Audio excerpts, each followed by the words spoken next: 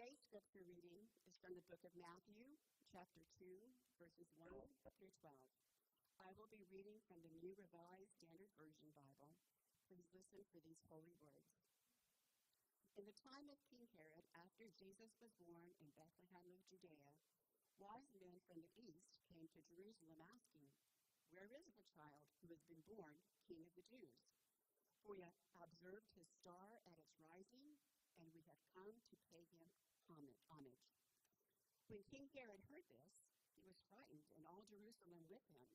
And calling together all the chief priests and scribes of the people, he inquired of them where the Messiah was to be born. They told him, "In Bethlehem of Judea, for so it has been written by the prophet. And you, Bethlehem, in the land of Judah, are by no means least among the rulers of Judah. For from you shall come a ruler who is to shepherd my people Israel." Then Herod secretly called for the wise men and learned from them the exact time when the star had appeared. Then he sent to Bethlehem, saying, "Go and search diligently for the child, and when you have found him, bring me word so that I may also go and pay him homage." When they had heard the king, they set out, and there, ahead of them, went the star that they had seen at its rising, until it stopped over the place where the child was. When they saw that the star had stopped, they were overwhelmed with joy. On entering the house, they saw the child with Mary his mother, and they knelt down and paid him homage. Then, opening their treasure chest, they offered him gifts of gold, frankincense, and myrrh. And having been warned in a dream not to return to Herod, they left for their own country by another road. A holy reading for the people of God.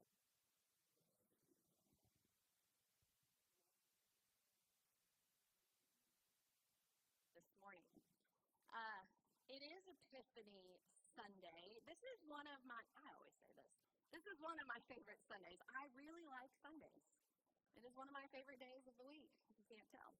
But truly, I love this story. It's just a good story, right?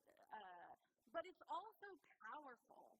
It's this idea that it wasn't just the shepherds nearby who came to see the birth of the Christ child, but even foreign kings from foreign places came to find the Christ child. It is Epiphany Sunday. Who here has already broken their New Year's resolution? Okay, good. I'm in good company. We sort of start the new year in this way, right? Where we make resolutions. We make hopes and wishes for the new year. And then it isn't 1-2 weeks into it. John came home. He is insanity, as you saw last Sunday. He wakes up at 4 a.m. every day and goes and works out at the gym, which is just, I think, crazy.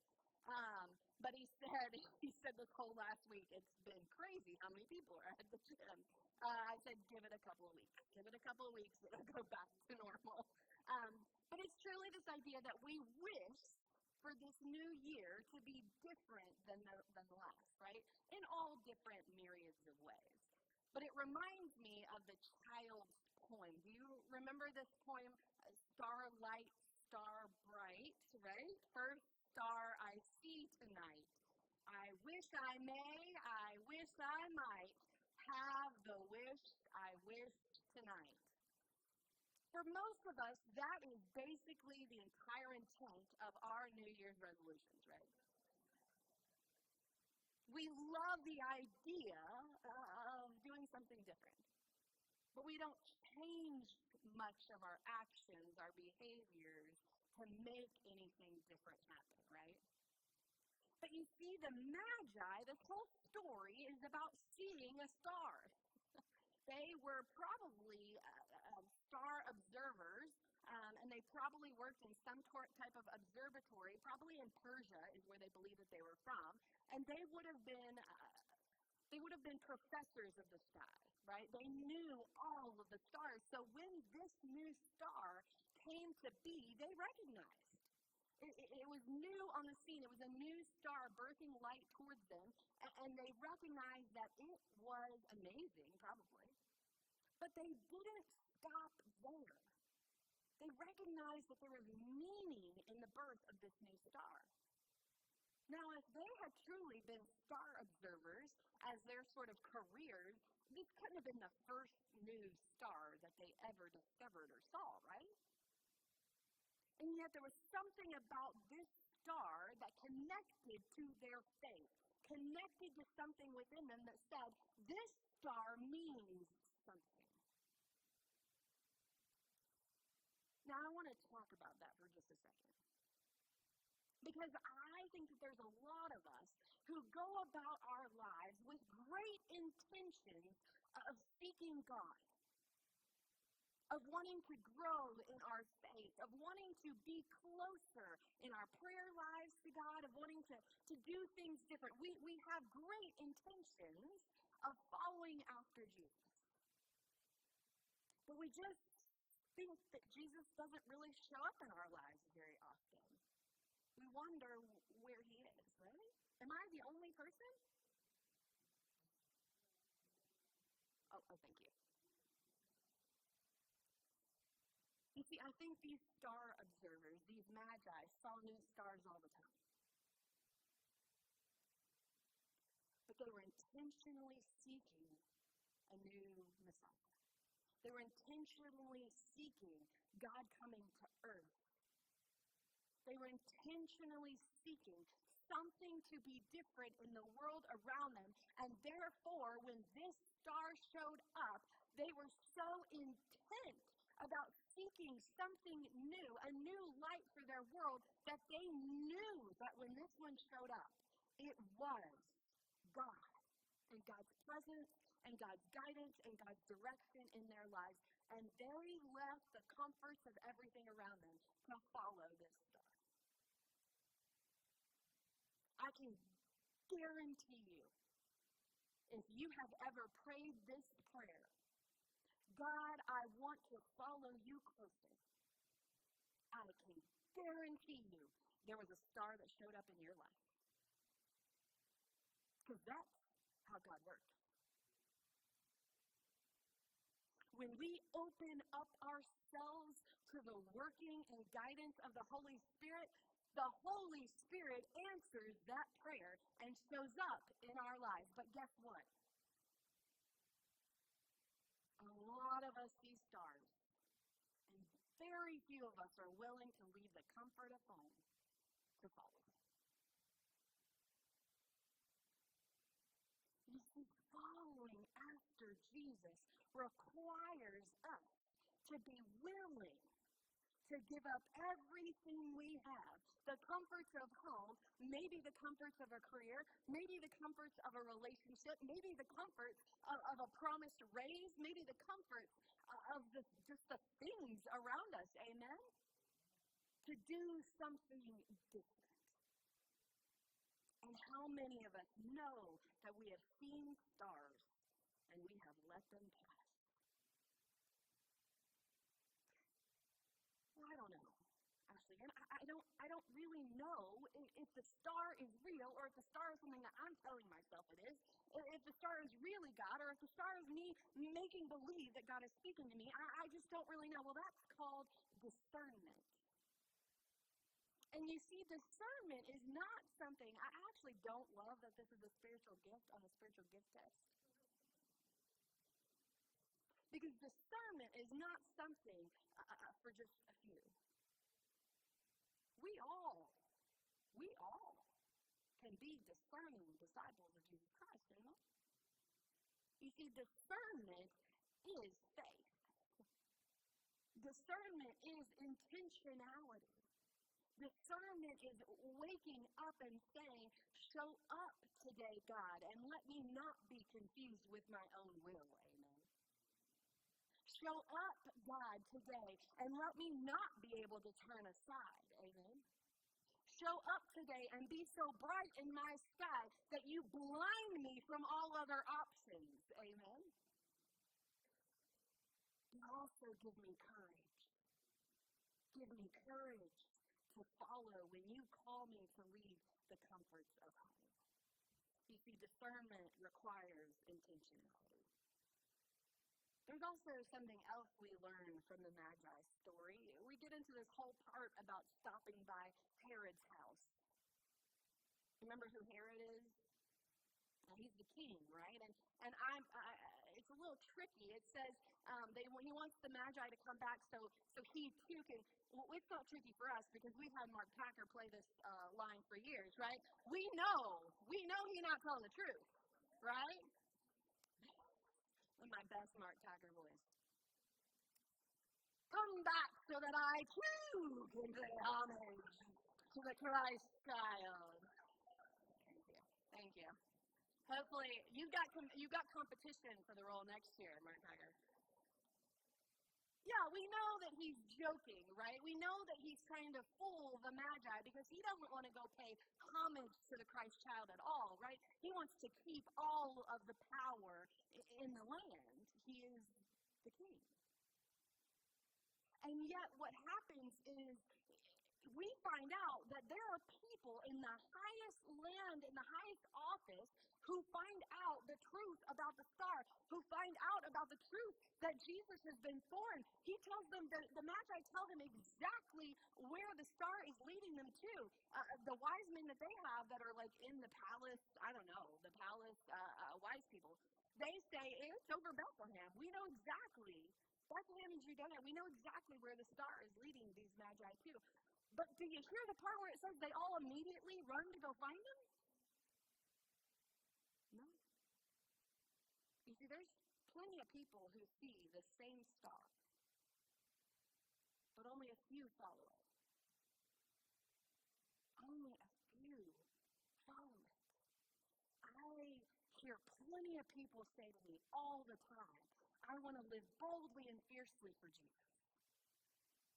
But few people actually do.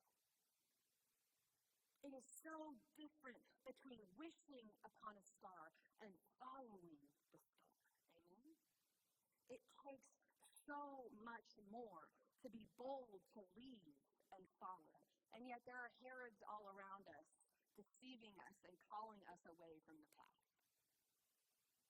I want to tell you a story that really got me this week. I was thinking about what's a good story, what's a good modern day Magi story. Somebody who really, truly followed a star and changed everything in their lives. And I came across the story of Millard Fuller. Anybody know who that is? So he was a really, really, really, really successful businessman. In fact, he had made millions by the time he was 29 years old in 1957. He was one of the most successful businessmen that had ever been. And yet, we know, as many success stories go, it costs a lot sometimes to follow after that level of success. It had cost him many relationships, including that of his wife. His wife comes in, Linda, and says, I'm done. I'm leaving. I did not ask for this life. I asked for you. And you're not here anymore. And so Millard had a choice. He could either continue to be one of the most successful businessmen that had ever been, or he could save his marriage and walk away. And he was a Jesus-following man and decided to leave everything behind. He found that there was a place called Koinonia Farms in northern Georgia. Anybody heard of it? It's a magical place, especially in the 50s. It was founded not long before this happened. It was a fully integrated neighborhood in the 1950s. And they shared all of their resources. They had a huge garden in the middle, obviously it's a farm. And they shared everything they made, everything they cultivated, everything they had. They lived in radical hospitality and community with one another. And so Millard said to his wife Linda, we're going to move to Koinonia Farms. And we're going to figure out what mercy, love, justice, and community looks like for not only our marriage, but for those around us. And so they did in 1957. And something struck him as he was living in community with those around him. It was the idea that our housing market could be different. He read the scriptures where it says if you are going to lend money to the poor, I don't know if you know that this is in our scripture, if you're going to lend money to the poor, do not take interest on that money. And so he watched people in Koinonia Farms lend money to one another at no interest. And so that other people could get a hand up, not a hand out. Amen. And so he started an idea that we could also do this as we built houses to one another. You could spend time helping your neighbor build their house, and then in return, they could come and help you build your house. And it started Habitat for Humanity. He left Koinonia Farms just a few years later, and the headquarters for Habitat Humanity is 9 miles from Koinonia Farms. Since 1959, Habitat for Humanity has housed over 250 million people. That's incredible. And it all started because there was a star in this man's life that said, you got to go a different way. And he followed it. He actually left the comforts of what he had built and followed it. And it changed not only everything for him, but it has changed the way many people in the United States live their lives. Think of all the people who are housed now because of it. Habitat for Humanity is still active. It's right here in Denton County. Still active. In fact, they are raising money for a community not too far from here that hopefully will break ground in the next couple of years. He's been gone since 2009, but it's still impacting and changing the world. I thought about this because the other thing that I hear so very often as we talk about God challenging us and calling us to new ways of life is I hear from folks, well, that is what happens to young people. But I'm just past that time in my life. So I want to tell you another story about a man who left the comforts of a great job. He actually was voted out of the job, and in retirement was very unhappy. The only people who would hire him was his church to be a Sunday school teacher. And so he was a Sunday school teacher at his local church that just happened to be a few miles from Habitat for Humanity. And Millard happened to be in his Sunday school class. And 2 years into his forced retirement, Millard said, you should really just come to one of our Habitat work sites, and you should help us build a house, Jimmy. It's fun. And Jimmy said, no, I got too much not to do on my plate, and I don't want to get into anything new. And it took him 2 years to talk him in to that first Habitat house. And 4,000 Habitat houses later, Jimmy Carter just recently passed away. The best story was that at 95, he actually fell in his house. Rosalind took him to the emergency room. He got 17 stitches beneath his eye. He was bruised from head to toe. And the next day, he showed up on the Habitat build because he knew that they would be waiting for him. At 95 years old, I don't know if you heard that part. Bruised and battered, 17 stitches later, he showed up to swing a hammer because the idea is that God has a purpose for us every single day. And the purpose is that we would live to love one another better than, or at least equal to, the way that we love ourselves. I think so many of us wish for the world to be different. So many of us look around or turn on the news and say, how long, oh Lord? How long, oh Lord, are you going to let the world continue in this way? How many more stories of people driving cars through crowds are we going to hear until the world finds the light and purpose of living unto the kingdom coming as it is in? The thing is, I promise God is looking back and saying, I'm giving every single one of you the star to follow to a new way of living. I just need a couple of you, a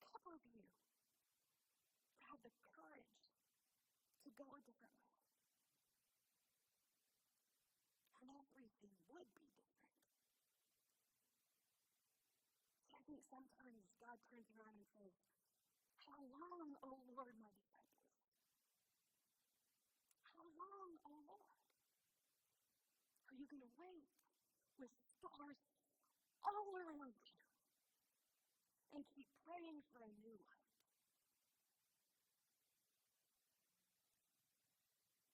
Will today be different? Will today be different? Our scripture wraps up with a really simple verse at the very end of it, but it's a powerful verse when you think about it. It says, the Magi remembered what they had seen in their dream, and they went home a different way. We can just take that as, oh great, they escaped Herod, but I take the meaning a little bit deeper. Because truly, the idea of this story and all of the stories held within the bounds of our scripture is that when you have an encounter with the living Christ, you cannot go back the way that you came. When you have an encounter with the living Christ, you have no option but to go a new way. And in doing so, you meet new people, and you form new relationships, and there are new opportunities and new stars to seek, because following Jesus changes everything. And isn't that good news? It's good news for me, thinking about my New Year's resolution. That if I follow Jesus, everything will be different. Let us pray. God, we are so grateful for your presence among us. We're so grateful that your story of even the birth of your son Jesus and those who gathered at the manger to celebrate, to bring their best, to bring their gifts unto him, is still preaching to us today, still challenging us to live in bold ways. God, that everything we have, everything that we've built can never be considered greater than what you have for us, God, by following your son Jesus. God, convince us of that. Build within us courage to go a new way, whether that be new relationships, new opportunities, God, our new ways of acting. Lord, be with us and be with your people as we truly live into what you would have for your church. God, we are only here because of you. Use us, mold us, redeem us, and transform us to be more like your son, Jesus. It is in that hope that we pray. In the name of the Father, and the Son, and the Holy Spirit. Amen.